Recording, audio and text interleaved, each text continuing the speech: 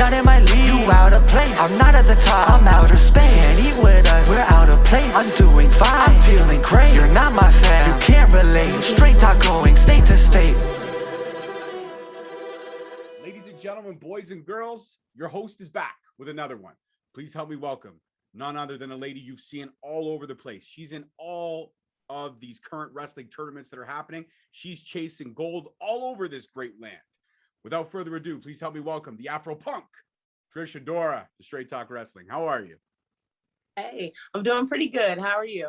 I can't complain. I'm about to sit down and talk wrestling with a lady who caught my eye. We were talking before I recorded. You caught my eye a few months back at GSW Inception. You went one-on-one with Deanna Paratsu. That's where I discovered the Afro Punk.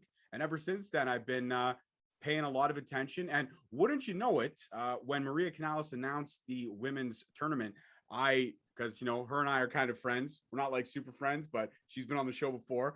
I sent her a DM with your picture, and I said, this girl right here.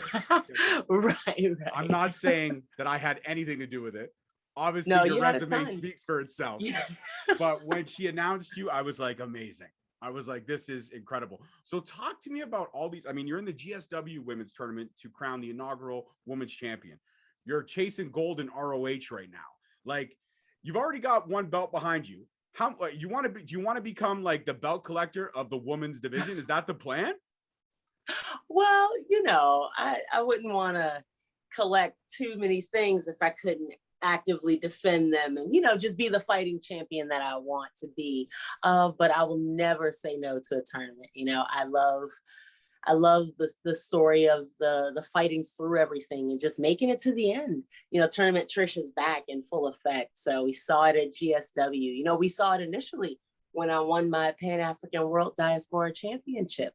Now, a world title. That's right. That's right. Yes, I won that in a tournament as well. So Tournament Trish is out here in full effect. So I think Tournament Trish is a great name because I think that's where you shine the best. I think tournament play is your game. Like, it's all about chasing the gold. And obviously when you get it, you want to be that fighting champion. But I mean, you got to imagine, like, when you go into each match, like if you move on to the next round and you haven't figured out you haven't figured out who your opponent is yet, you're scouting two women because you got to think, okay, if she wins, I got her. And then if she wins, I got hurt. Now it's interesting because your next go, I mean, this is going to drop this Sunday. So I don't know if the match is going to air yet, but your next match is with Allison Kay in both tournaments, in GSW and in ROH. So you guys got to do the great dance twice. I mean, how do you prepare for that, knowing that you're going to get a little taste of her at GSW, and then you're going to get a taste of her again at ROH. And you got to be careful because the matches are so close together in time that you really have to make sure you pull out different strategies in both matches. So what's your mindset during that? Yeah. So my mindset is to just continue to have a flow to everything. You know, throughout my career, I've never really had a hard and fast rule. You know, things haven't really been in one direction. I've been able to have like some adaptability to all of my plans, you know, that flexibility, you know, so I think that that's really going to be on display with Allison Kay. She's such a sharp competitor and she's been doing this for so long, you know, and also training in mixed martial arts as well. So it's like, I'm not taking this lightly. I'm not looking past her at all. I see her right in front of me and I'm going to match her energy.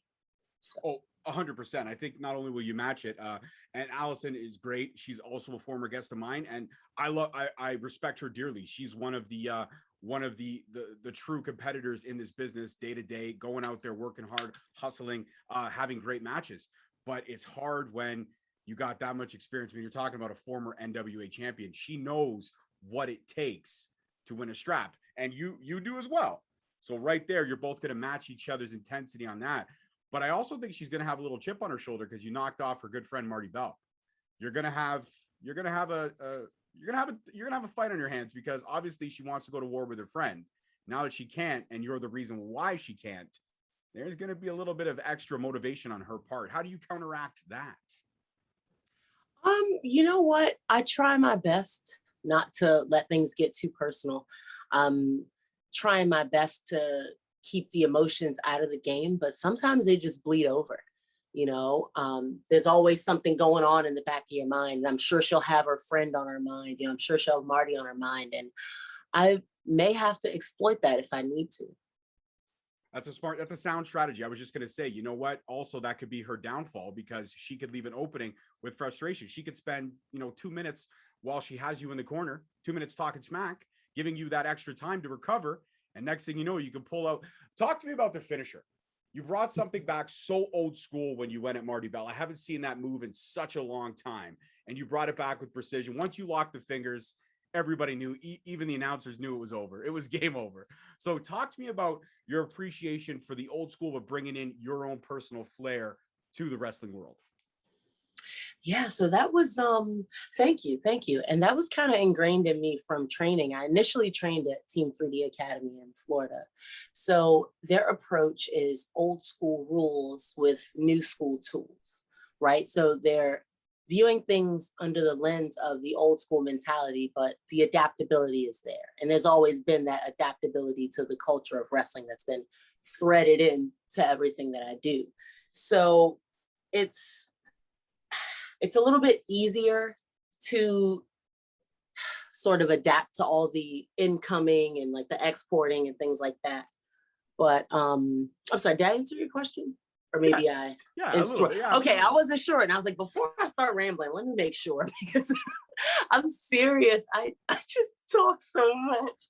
I was like, wait a minute. That means that we're having a great conversation. Okay. You met me, you're like, I feel comfortable. We're gonna shoot the shit. That's all we're doing right now. It's perfect. Yes. So yeah, the old school adaptability into the new school. You need like a red light, just like flash it when I'm like talking. But yes, definitely pretty helpful going forward. Absolutely. Now, you proudly served in the U.S. military, and fantastic. I'm glad you're able to defend the country, the land that you love and you believe in, but also too, it's not easy being in the military. I mean, you see a lot, you do a lot, and thank you for your service. I mean, I'm Canadian, but your military, the U.S. military, protects all countries. So it's not just they look at their own, but we're also their neighbors to the north. I mean, your government it's not letting us in the country yet. We've opened our borders, but you guys aren't letting us in the country. You have no control over that. So it's all good. That's your government.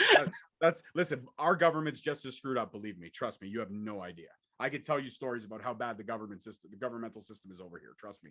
Let's not get into that. But I mean, the fact is, proudly serving in the military for, I believe it was, if I did my research correctly, 12 years, right? 8 years.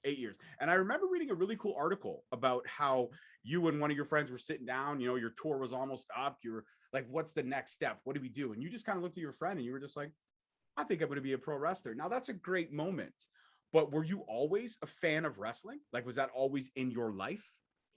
Yeah, I've always really enjoyed wrestling. I've watched wrestling since I was a little girl. Yeah, I have 5 brothers. So it's a very rowdy household always.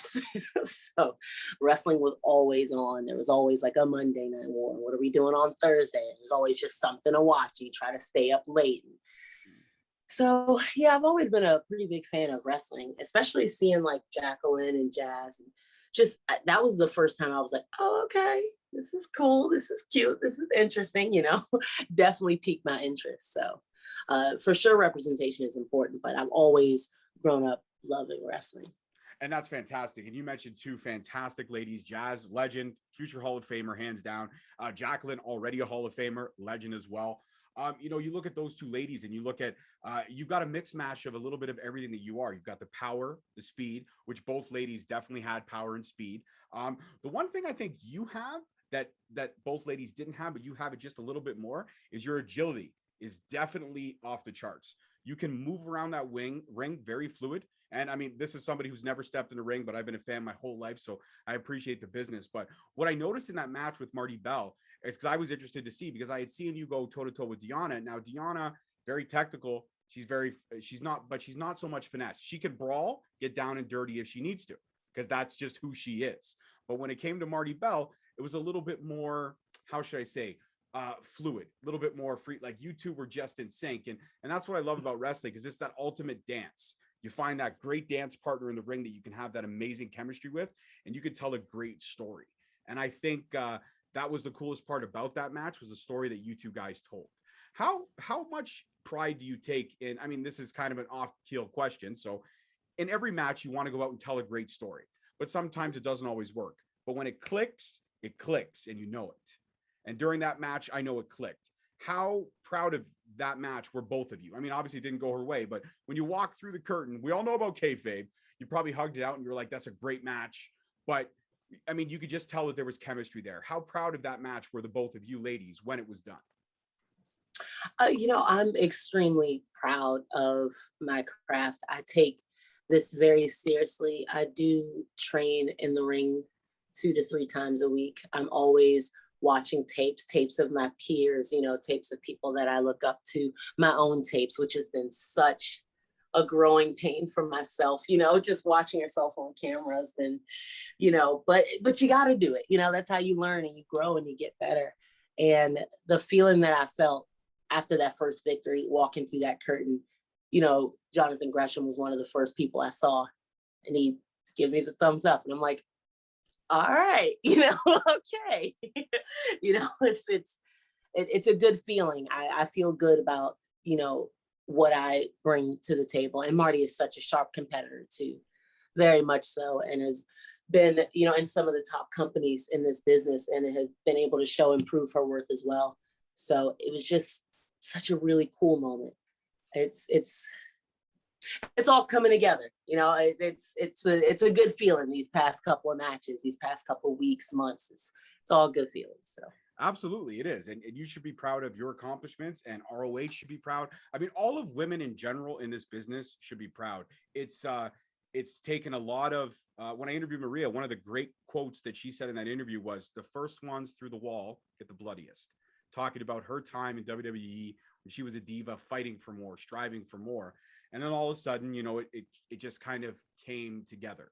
Every company started putting a little bit more effort and a little bit more showcasing in these phenomenal talents. So for you right now, competing in this time period where the forbidden door is widely open and dream matches can happen and anyone can face anyone at any time, but also where women are not second-class citizens of wrestling anymore. A lot of times, at least in my opinion, the ladies put on better shows than the men.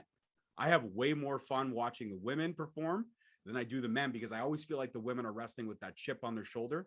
Like, we know how good we are, but we got to just outwork everyone. And every company across the board right now, all their phenomenal female competitors are doing that full force. So how does it feel in this time period to be wrestling right now when everything is just so awe-inspiring, and you yourself are probably an inspiration to a lot of young women out there that you don't even know about yet? Well, that's all really nice. I appreciate that. But it's so interesting that the climate is just sort of shifting for the better, and to feel like I had maybe even a very, very small part in that is really cool. There's a lot of people that are getting opportunities. There's a lot of people that are being able to like move up, and just we're starting to break that glass ceiling. There's starting to be women in positions in writing and in producing and things like that. That is so important, especially when it comes to, your own character. I saw myself in Jacqueline, and that's how I knew I could do this, and it's like, I want to see my own self in my character, and who can do that for me? Who can help me create that? A woman can tell my stories, someone from the LGBT community can tell my story. It's like they understand the lens that it needs to be viewed through, so that you don't get those really awkward moments where somebody does something impossibly tone deaf that somebody really could have just pulled them aside and you know what I mean? It's like, there's a diversity that's happening in wrestling all the way through in the ring, referees, announcing, commentary, promoters. It's so cool to see. I'm very, very happy about this uptick, and I'm hoping this stays the course and this becomes the new normal and then some, I'm hoping so. Oh, absolutely. I agree with you 150%. When I could see, women that my daughters admire, WrestleMania week in my house, huge fight on night one. One daughter's huge Sasha Banks fan. My other daughter, she's 5 years old. She's all about Bianca Belair. And she's Awesome. like, Dad, you know why I like her? I'm like, why do you like her? And this was right before she whipped Sasha with the hair and gave Sasha that little gash on her side. And she's like, I like it because she can use her hair as a weapon, but it's legal.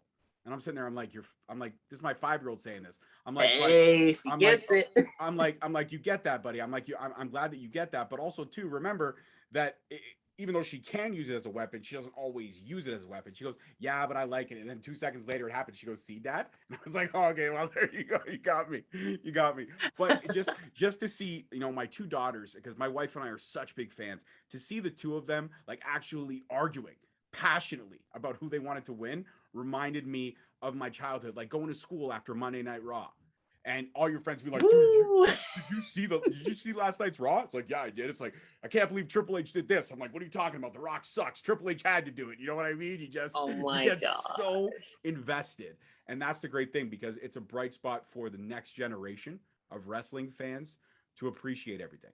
And the one thing that I love about you is that you are you through and through. When you walk out there, you come out in your army jacket, you're paying respects to your past, but also embracing this very bright future that you have. What do some of your army buddies think? I mean, I know you have contact with the promoter. That's where that wonderful title behind you kind of came from, the inception on everything. I did my research. See, I did my research. I came prepared. But some of your other army buddies that you don't see too often, both ladies and men, what do they say? Like when they message you, they go, dude, like you're killing it right now. Must be cool to get those, right? Yeah, it's so interesting. I was somewhat of a different person too. So it's definitely like an evolution overall, right? I've just changed so much. So it's very like, oh wow, it's good. You know, that's crazy. I think I saw McNair on TV. You know, they use last names. So everyone's like, oh, I think they saw McNair on TV. And I'm like, what? It's like, hey, yo, McNair, we saw you on TV. I'm like, what? That's cool. Thanks for watching. I don't know. I'm working on that part. I still get a little awkward when I get called out in that way, but they're very like, oh my God, we saw you on TV. That's so interesting. Or that's so cool what y'all are doing. And, you know, Johnny, the promoter, Johnny Cross, he's still in, you know, so he's got that direct tie, and everybody's always like, wow, this is so cool. And this is so interesting. And this really is really cool. And it's so funny because like, I feel like right now, as we're sitting here right now, I'm just having a moment where I just am kind of understanding, you know what I mean? It's like sometimes you just kind of go throughout your day and a couple days go past, and then one day you're kind of like sitting in front of my phone right now and talking to you, and I'm just like, yeah, that is kind of cool, you know, but because I'm thinking about like all the people that I had a couple of 2 exes ago, you know, reach out to me, and he's just like, hey, I saw you on TV. Were you on TV? And I'm like, yeah, you know, and it's like people I grew up with, my childhood friends, you know, it's so interesting. Yeah, I'm realizing that. Yeah, I was on TV. Yeah. Well, soak it in though. You've earned that. You've put the work in, Yeah. and your craft speaks for itself. So I got to ask. You mentioned 4 brothers. I mean, probably a lot of fights, a lot of scrapping and clawing in your house. Out of all your brothers, like now, they're probably all very proud of you. Like, look at my sister, she's shining. 5 brothers. Look at my sister, she's shining, right?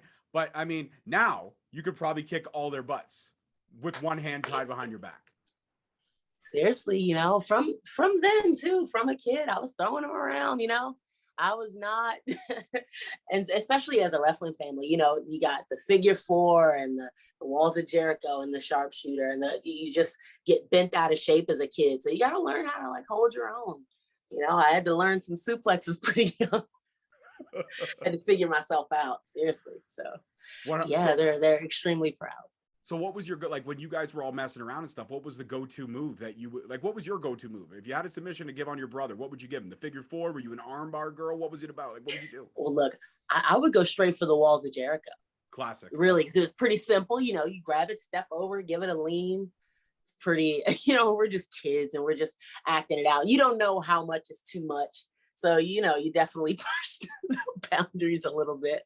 But everybody stayed safe. You want to share childhood stories? Here we go. See, I don't know if you can see it right here, but I have this little like dip in my eyebrow. So I actually had an eyebrow ring there first, and I didn't take care of it, but that's not the story. Right before that, I actually got the eyebrow pierced over a scar that I had. because I had a friend of mine who was completely obsessed with wrestling like me. So we went to our, our school playground, if you will, and there was a slide, and we were fighting off the top like you would off the top of a cage. We were pretending, No. and he elbowed me right the side of the face, and I went and I flew back on the slide. But when I flew, I kind of turned, and my eyebrow just down the whole slide, and I just came like it was bleeding like a stuck pig. But I was like 10 years old, so I got up and I looked at him and I was like, I'm gonna go to the nurse's office. But when I come back, we're going again. And that's when you think you're unbreakable, right? You think you're unbreakable. Nothing can harm you. But then as you get older, like I look back at it now, like I wrestle around with my daughter, my 5-year-old all the time. She puts me in arm bars and stuff like that, but I'll pick her up, I'll suplex her. And then I'm sitting there the next day and I'm like, my back hurts because I'm like dropping her and like I don't know what I'm doing. Right. And it's also because I'm getting old. I'll admit that. I'm getting old. And that's okay. There's nothing, I don't look at it as, the clock's running out. I look at it as I'm going to the next stage. And pretty soon I've just taught her everything she needs to. So whenever somebody tries to step to her incorrectly, she can handle her business. That's what we need. That's what we need to teach our kids these days, right? How to stand up for yourself. So absolutely. Speaking of you, and again, all your amazing accomplishments, looking into this tournament, and I'm not asking you to look past Sienna Allison Kay at all. I'm not asking you to do that. You got to focus on her. But if there's any other matchups that intrigue you in this tournament, who else would you like to have that one-on-one dance with, if you could? And it's a tough one. I know it's a tough question. I know, right? I was gonna say, Sumi Sakai, Holiday. Willow is amazing, even though I believe she's on my side of the bracket, so not exactly possible, but it would be good if I tied up with her again. Just run those programs with like-minded people. This tournament is so dope. Nicole Savoy. Oh my gosh, Nicole Savoy. I would love to be able to tie it up with her as well. Lots of really good competitors, but definitely Sumi Sakai. I trained with her for a little bit at the Worldwide Dojo in Pennsylvania. So that's a great choice. I think every choice that you listed is great. And how cool is it to having a legend in this business like Maria Kanellis, somebody who has been through all those, because remember when you were a fan, you had Jazz and you had Jacqueline to look up to, but let's be honest, that was not the greatest, point in women's wrestling. You had a lot of bra and panty matches, you had mudslinging matches, you had, just anything that could be over exploiting in exploited. Yeah, it was very exploited, and it was hard. And I'm always when I was I was 13-year-old boy, so I was like, this is awesome, I love all this is great.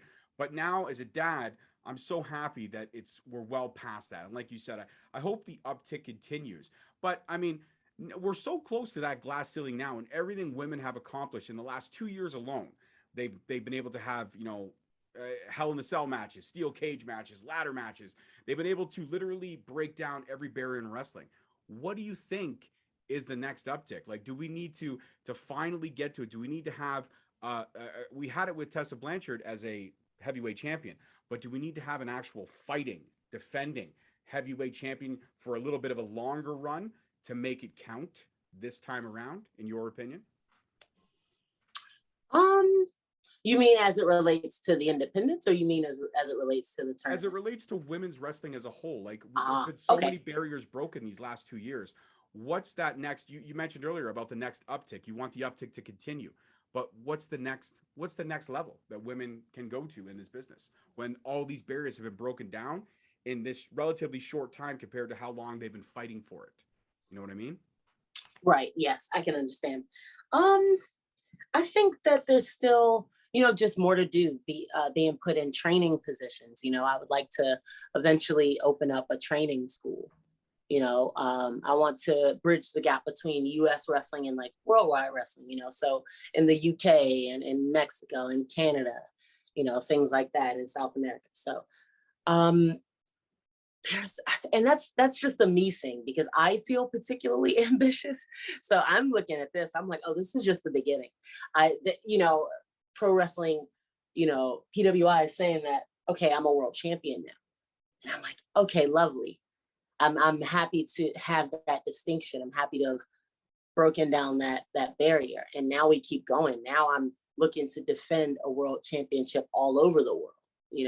now I'm looking to have conversations with, you know, TV companies. You know, I'm looking to defend this on TV. You know, I'm extremely ambitious, you know, and I'm looking to continue that. And I'm hoping that I know, I won't say that I hope, because I know for a fact that there are a lot of ambitious women, you know, right alongside me, including the women that, you know, I just named. They're extremely ambitious. So I know that they have their sights set on like amazing things. I definitely want to do more dream matches, maybe longer matches. I believe that being closer to the finish line would mean that instead of saying normalize women's wrestling, you know what I mean? That it's just happening, right? And it's kind of a part of the cultural norm in wrestling. So that's kind of how I feel about that. I agree with your thoughts. It's definitely becoming a norm, and it's great when you can see, like, you know, social media is a great tool for everything. I mean, for me, I love it. I use it for my podcast platform, but as much as there's positives, there's a whole ton of negatives that comes with it. The unfortunate thing about social media is that it gives everyone with a keyboard a voice. And there's nothing wrong with everyone having a voice. It just depends on how you use that voice. I've had it used negatively towards me. I'm a little bit of a bigger guy. So, you know, I've had people watch my interviews and say, why are you trying to be Bubba Ray Dudley, just a fatter version with a chain? It's like, okay, well, that's your opinion. Thank you very much. I'm not trying to be Bubba Ray Dudley. I've never stepped into a ring, so I couldn't possibly say that I've tried to be Bubba Ray Dudley. I'm just a person who just genuinely loves this business, has since I was a kid. And in a way, a lot of ways, wrestling saved me. Wrestling was an easy way to make friends because you talked about wrestling. You talked about your favorites, your least favorites, the guys you loved, the girls you loved, the guys you hated, the girls you hate. You talked about, and as a fan, you talked about dream matches. And you talked about, man, I'd love to see The Undertaker go with Sting. Now, I mean, we had an opportunity for that, and WWE fucked it up. They missed the boat. They completely screwed everyone over what could have been a great match, and they stuck him with Triple H. Don't get me wrong. I love Triple H. He's one of my all-time favorites. But I'm sorry, that first WrestleMania for Sting should have been against That's where you pull the trigger. Yeah, that's where you pull it. Because they were still there. The Undertaker could still go. Mm-hmm. It could have happened. And it was the first time, you know what I mean, that they, exactly. you know. It's the first time that the world would have seen it. And it sucks when they miss a boat. But now that the forbidden door is open and all these companies are working together and they're sharing talent and they're putting talent in all these other programs, is there any other company that once you get through the ROH tournament, once you get through the GSW tournament, is there any other company's women's division you yourself would you find intriguing enough to step into the ring and say, I really want to hang with these ladies? Well, that's just it. All of them. No, because I'm feeling like I can. And I enjoy being like world tested. So I like being able to like go in different locker rooms, you know, to be able to work with NWA, perhaps, you know, maybe even AEW, perhaps. I'm not opposed to mingling between companies. I'm definitely not opposed to that. As the independent wrestler, I think it's one of my favorite parts of being like fully independent is that, you know, I can have my fun. I can learn my lessons everywhere. I can make some money everywhere. You know, I enjoy that. So I'm looking to go everywhere. And as you should, your star is definitely shining bright. And that's why when I set this up with Mark was like, you know, I got Trish. I was like, oh, love Trish Adora. Yes, set that up. I'd love to sit down and talk with her because I think she's a great talent. And I really, really do. I think your star is a star that's going to shine bright. And it's I got to tell you, since I discovered you in February, it's been so much fun to watch. And I know you've been around a lot longer than that, but when I discovered you, and then the great thing, again, social media, internet, all these YouTube is a great tool. You can go back and see snippets and highlights. But I guess my next question is, as much as, because again, I've dealt with the negativity online, and I'm sure you yourself have as well, because again, everybody that has a keyboard has a voice. How do you yourself block out the negativity and just focus on you and your craft and getting better every day? Yeah, so it gets difficult sometimes, but I started on Twitter a little bit later. I started on social media like a little bit later, maybe like 5 or 6 years ago. I'm right with you. Thank you. We're smart people. So I'm a little bit later, and and I'm a little bit older too than somebody that would probably be starting social media at this time. That's my assumption, maybe not, but you know, I feel like I'm a little bit older than the average person that starts the internet right now. So I was definitely looking at it through a more, I don't want to say realistic lens, right? But what I'm trying to say is that I knew who I was as a person. I was very firm in my belief in what I'm doing. And I understand that this is the internet. And I could buy in probably a little bit, but it's probably not smart to buy in too much than normal. It's just like everything shifts. The internet is fickle. I'll just say that. So it's hard to you can't nail that down. You can't nail down the wind, Right. So it's like, better to just catch some wind sometimes and just stay inside other times. Yeah, I like that. So. That's a great analogy to put forward. And it's again, it's like you said, it's fickle. You have your people there that have their opinions, and everyone's entitled to their opinion, but also opinions are, like assholes. Everybody's got one. And, sometimes their opinions may be bang on or interesting or intriguing or open your eyes to a different way of thinking. And sometimes not so much. Sometimes you just know when it's somebody that's using the internet to complain because they're unhappy with certain stages of their own life. So it's easier to shit on somebody else than it is to take a look inside.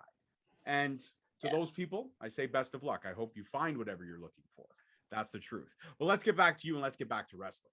So GSW tournament, ROH tournament. I sat on all kinds of gold.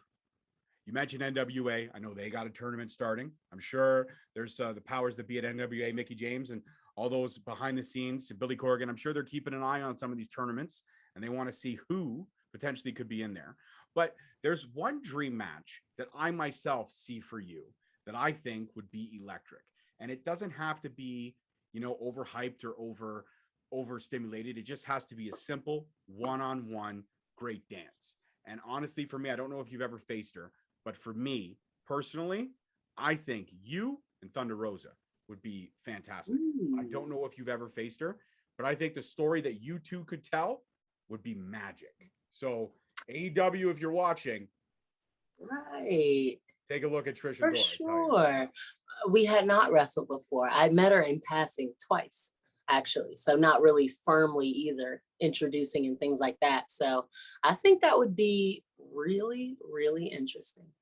I do too. And again, like I said, classic old school wrestling match because she's very technical. She's got great submission backgrounds. You yourself with the MMA, you also have great submission backgrounds. I mean, one match I loved, the simplest part of the match was a lot of people would overlook it, was that great judo throw that you had on Marty Bell. It was picture perfect. It was picture perfect. And again, that's something that not the average Joe fan would notice or appreciate. But when I did, even the announcers, I actually beat the announcer calling it when I watch a match. I'm like, oh, nice story. He's like, oh, what a great judo throw. I'm like, I could do your job, bro. I called that 30 seconds ago. What's wrong with you? What's wrong with you? Come on. Come on, Ian. Got to be on the ball with these things, man. But simple things like that literally the smallest detail in a match is the detail that I remember. I remember that. I remember the finish, and I remember everything in between. But those two moments are the moments that stick out to me. So when I think Trish Adora, I think, oh yeah, first round Marty Bell. Yeah, sweet judo throw, awesome submission. Great way to end the match. Great way. And you know what the funny thing was? Is that when the match was over, you got up, you were happy, you were confident, but you went right back knowing that you still have 4 more matches to get through. So it's not over. It's just the start. And do you think a tournament like this, here's a question for you. Do you think a tournament like this should be like a gauntlet style tournament? Like they should literally just set a pay-per-view aside for this tournament. Like you go, you wrestle, you go back, you slug some water, you take a break, then you're out there for the next round. You know what I mean? Do you think a gauntlet style tournament in this type of platform is a good idea if they ever were to do something like that down the line? Shoot, a gauntlet, but I don't know how that would work theoretically, maybe, but just have them stay out and just have but I guess that wouldn't be true to the tournament format. But yeah, that would be really interesting to just have them like right back to like you win your match with Marty Bell, then you go through the curtain. Sienna wins, she goes, and then Sienna wins. It's like, okay, Sienna, cool, awesome, congratulations, you're in the next round, and your match starts now. And boom, you walk right out, and that's by the end of the night, one pay-per-view, you crowned your champion. And it's difficult to do, but it's difficult for the performers to do, but if they can do it, and all you ladies can do it, like I said, you're all in phenomenal form and shape. I walk up and down the stairs, I get winded. You guys could go out and have a 10, 12-minute match. I'm not ashamed to admit it. I'm a smoker, so that's my own devices. I'm trying to quit on that. I am. My kids are all over me about it. But like, if you guys can do it, and you ladies are all in phenomenal shape and form, that you can do it. If somebody were to present something like that to you, would you be like, yeah, I'm over? Because I mean, you are Tournament Trish. It's just you have to keep the name. You have to. Yeah. I would be absolutely down for that. All right. So now you should book that. You should book that. I should. You know what? Maybe I will. I'll talk to my friend Brandon from GSW and say, Brandon, listen, when this women's tournament is over, let's just next pay-per-view, let's do it all women's gauntlet tournament. So the winner has to go against the champion to defend the title. That would be dope. That would be dope. Yeah. I like that. I'm gonna book that. I'm gonna message him right after this, Trish. I am. But I can't wait to see your career progression. I can't wait to see where you go. And I mean, looking beyond these tournaments, what's something else that you want to tackle this year? Like a goal for you, let's say a goal for you professionally and a goal for you personally. So by the end of 2021, what do you have in store for yourself? 2 personal goals on both sides of the fence, or 1 each on both sides of the fence. Okay. So personally, I would like to, well, COVID permitting, right? I want to secure an overseas booking, like more than one, just to set up like a little mini tour for myself, maybe just like 30 days long, go to a town, keep my head down and just hit the shows. A lot of the times, some of the the shows in other countries, they'll run during the week. So it'll be like a Wednesday or Thursday or Friday. I'm like, yeah, I just run up in there, keep my head down, just run through a couple shows, just learn on the run, get some stamps on my passport, that kind of a thing. So I'm looking to secure some dates for sure. That would be awesome. That would be awesome. Definitely looking to do that. Is there a country in mind that you have that you want to perform at? Like one that you'd want to overseas booking that you'd want to hit first over everything? I'm assuming it's probably going to be Mexico or Japan. See, because, that's the thing, right? So before COVID, I was supposed to work for C4 in Canada, but everything got shifted around and I never got to do that. So it's all 4 are really tugging me in 4 different directions, right? There's Canada and then there's Japan, which I missed thoroughly. And I think that there was so much left on the table, from my last visit. So I'm like, shoot, I'll definitely come back with a little bit more wits about myself and can navigate things a little bit better for sure. Definitely Mexico. I had not, I've been trying to find my way to get like the proper connects to finesse and just kind of make that work. It's been very difficult, but definitely something I'm looking at in the future. But I am going back to the UK first. Fantastic. I have all kinds of unfinished business, so much left on the table, especially since my first visit. There was just so many, like, all of my good indie stories, all of my good, oh, darn, just my luck kind of stories. They happened in the UK, So I'm just ready to go back and like, just right that wrong or just rewrite history a little bit and kind of change up some of those memories and making sure that I can just continue to like push forward. I'm looking to bring this to the UK, that's I'm looking to do it. Absolutely. You know what? I know some because I'm from Canada here, right? Born and bred, Brampton, Ontario, Canada. And we got one hell of a scene over here in Ontario. I know you mentioned C4, but don't sleep on Ontario. Ontario's got a lot of great other promotions. And there's a lot of great ladies in here that would love for a shot at that title. To mention 2 off the top of my head, Jody Threat, yes, Alexia Nicole. Those 2 ladies. Okay. I'm sure you would tell an awesome story with either one of them. I love Jody Threat. I think she's awesome. Every time I see her, I just point to her and she points to me and we just like walk past and go do our business. You know what I mean? It's like every time I see her, I'm like, hey, she's like, hey, and I'm like, hey, soon. Jody is my daughter's favorite. So, I mean, my daughter likes you, but if you're in the ring with Jody, you're not going to have my daughter's support. Sorry. We're going to split her maybe. Oh, maybe. I'll work hard. I'll work hard for that. I'll work hard for her support. And my 2 more questions. I'm going to let you go enjoy the rest of your day. But you know what? Sorry to interrupt you. I didn't answer the personal question. That was the Oh yes, that's my professional. Sorry about that. I'm It's gonna just leave. I'll leave now, and you could just talk to a blank screen. No, it's just because I'm just super excited about this because it feels a little bit more real, sooner than later.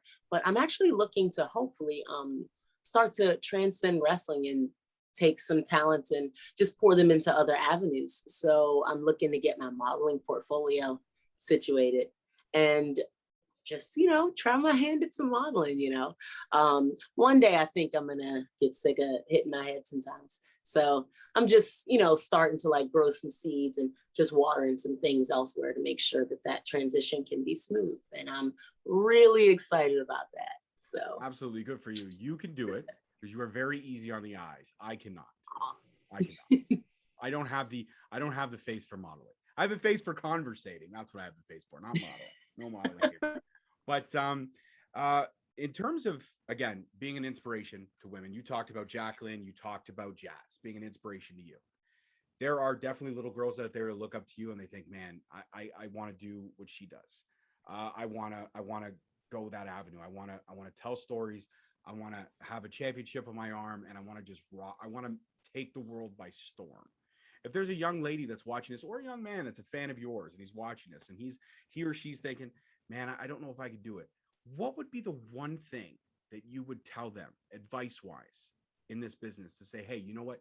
You can do it. And this is maybe something that might help you along the way.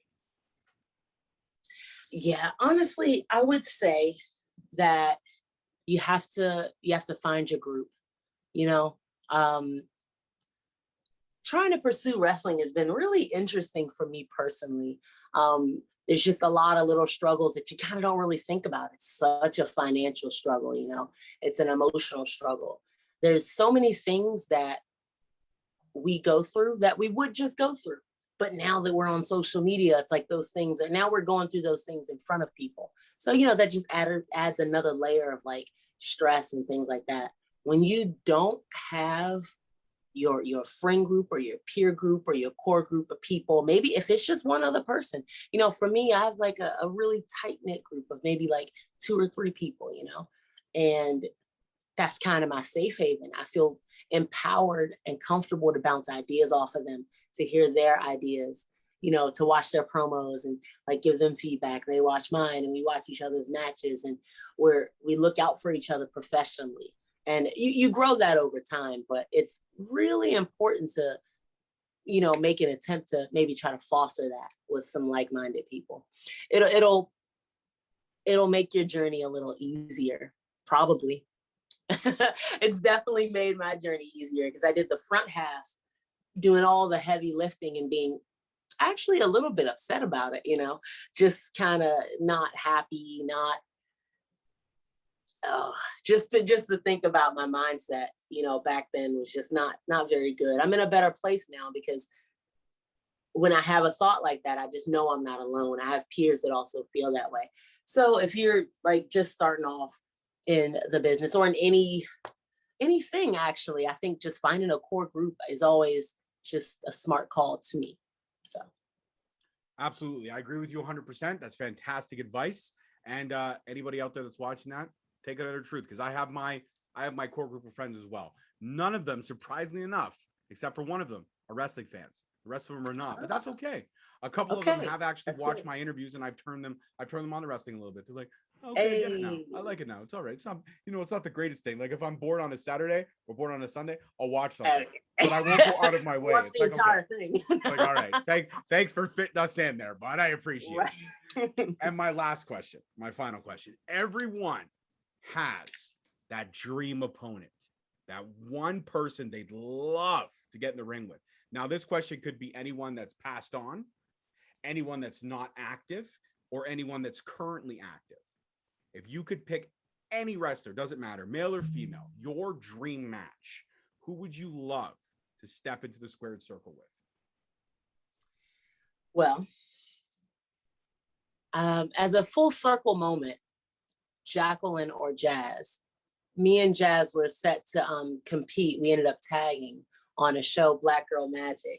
which is actually it was a really lovely experience. Very, very exciting. So quite the full circle moment. So I was able to have that, I was thinking like, all right, one female, one male.